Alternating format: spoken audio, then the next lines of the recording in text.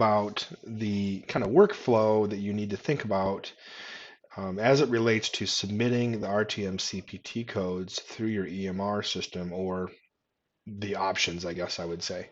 So it's important to recognize that the RTM CPT codes behave a little differently than our normal CPT codes, which are typically time-based. There's SOAP note requirements.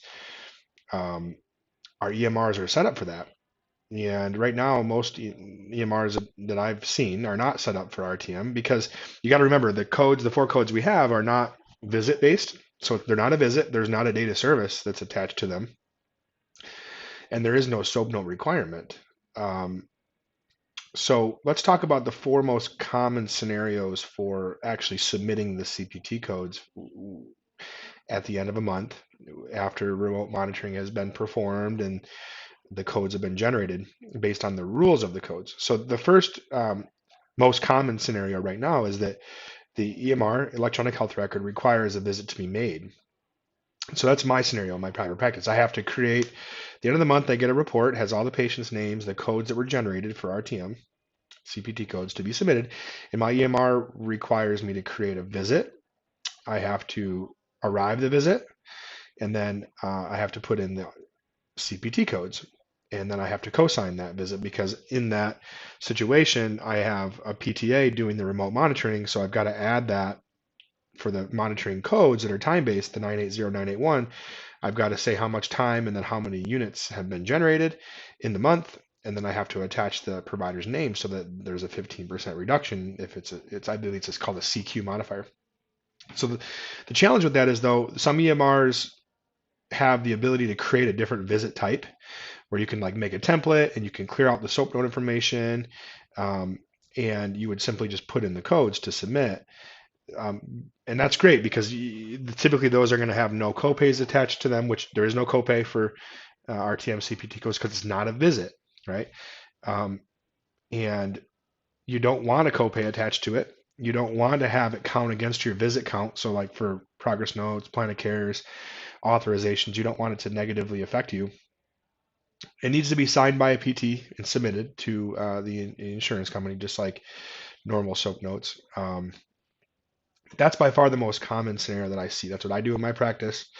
It's a bit of an administrative burden, right? Someone's got to create the visit, arrive the visit, put the information in the note, clear out the SOAP note information, although I've made a template which does that automatically, and then send it to me for signing, right? And that's the question too, is like, well, who signs the note? Is it the evaluating therapist, or is it really just needs to be a therapist? And so in this case, as the owner of the clinic, I do that.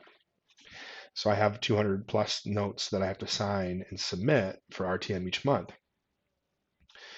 So that's most common scenario. Second most common one is that you would add the RTM CPT codes to an existing daily note. So a SOAP note, you just do your normal SOAP note, you put in your normal procedure codes, and you just add these as additional if the month is ended and they're ready to be submitted, right? So again, in that scenario, there would be a copay attached to it, but it would be based on normal treatment visit, which is fine. It doesn't increase the copay. But you don't, and it wouldn't count against a visit, right? Because it's being included into a visit. It's going to be signed by the PT, right? No matter who does the service. And the problem with it, though, is that it doesn't work. That scenario works most of the time, but not all the time, because hypothetically, let's say if I have a patient who it's the 5th day of the month, they just graduated, they discharged. Well, there's codes that potentially are going to be generated for this month, but they're not going to be ready to submit until the end of the month. So when I'm ready to submit those, because there's time rules associated with those codes, right? The calendar month has to end in order for them to be able to be submitted.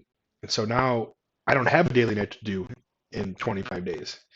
So then in that scenario, I have to make another visit and a note to submit the code. So, and then if you're going to do it on an existing daily note, now like the month ends and you have this big report of all these codes, you've got to give it to your clinical staff to submit to their current SOAP notes, which now you're asking clinical staff to have to do more work, which typically isn't very welcomed. So not my favorite, but I would say it's the second most common. The third option to submit these would be some clinics are able to go directly to the clearinghouse So typically the EMR communicates with the clearinghouse. The clearinghouse is then scrubs the claims and submits them to the insurance companies for you. Some people can go right to the clearinghouse and just submit these codes under the patient's plan of care.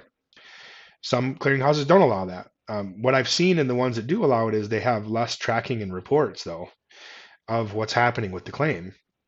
Typically, the EMR system is having the reports that help you understand AR and reimbursement and charges and all that. So that would be the third. And then the fourth is going back to the old school paper forms. So we can use the, I believe it's a UB 1500, if I'm correct. It could be UB 500, but the idea is a paper form. You would submit the paper form at the end of the month with for each patient with the codes, and then you'd mail them, right? Not my favorite option. Definitely not something I've tried, but you definitely can do it if you needed to. So that's something to think about when you're thinking about how to submit these CPT codes for RTM.